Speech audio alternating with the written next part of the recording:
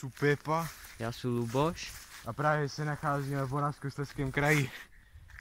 A náplň tohoto videa bude, že budeme prozkoumávat ten nejstrašidelnější jed. Poslouchaj. Místní nám říkají, že se tu dějí nějaké divné věci. Jako nějaký letající chlapci 40 cm nad zemou, anebo nějaké svítící věci, červené oči, světilka, já nevím. A pak jsou tu nějaké mrtvoly, různě oběšenci. A nějak tak, no. Ať jdeme lesem, tamhle pokaž cestu. Je to zablácené, my tady máme kroxy, jelikož na lepší boty nemáme do lesa, ale to nevadí. Co můžeme vzít, to vezmeme, takže pohoda.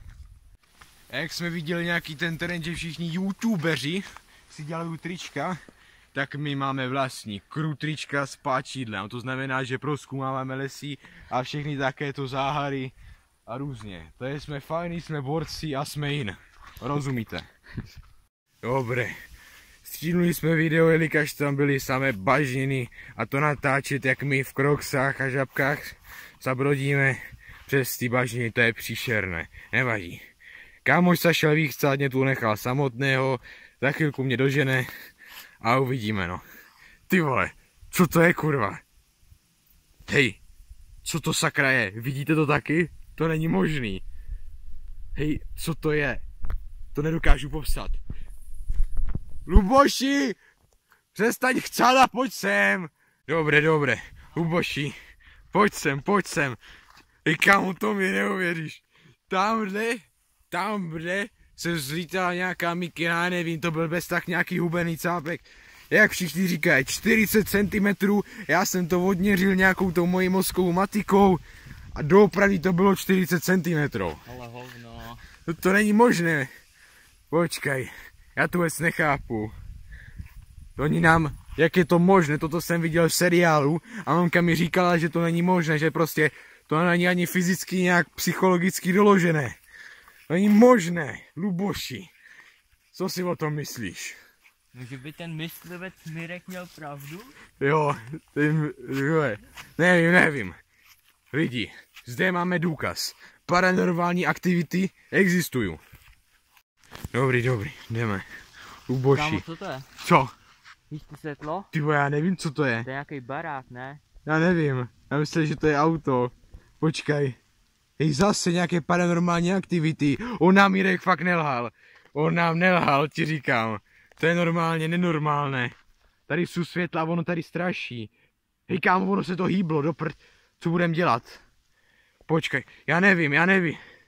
Počkej, to je nevysvětlitelné. Tož, Luboj se šel zase vychcat. Má nějaké problémy s tou prostatou a já to za něj musím. Co to za kraje? Co to? Luboši, pojď sem, já to mám, já to nevidím, sakra. Počkejte, do prčic, Luboši.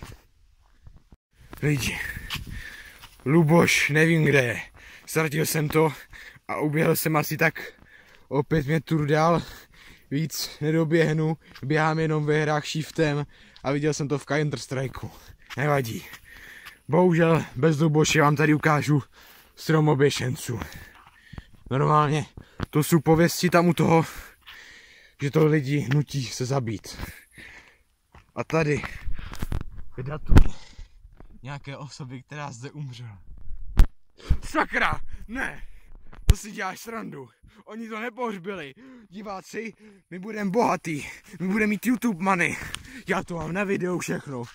Nejezděte na Moravu. Tady jsou normálně záhady. Tady jsou mrtví lidi. Tady jsou světla. Tady jsou běhající lidi se světlama, já nevím. Je to všechno strašidelné. Nevadí. Ukázali jsme vám toho dost a já se bojím. Mamka mi řekla, že mám být doma do 8, ale ono už je 9. Takže lidi, právě jdeme z lesa po dlouhé túře do strašidelného lesa. Jsem se tady potkal s Lubošem, zjistil jsem, že on nemá jenom prostatu, ale i průjem. Proto jsem ho nemohl najít, že tam někde v lese dělal srágoru.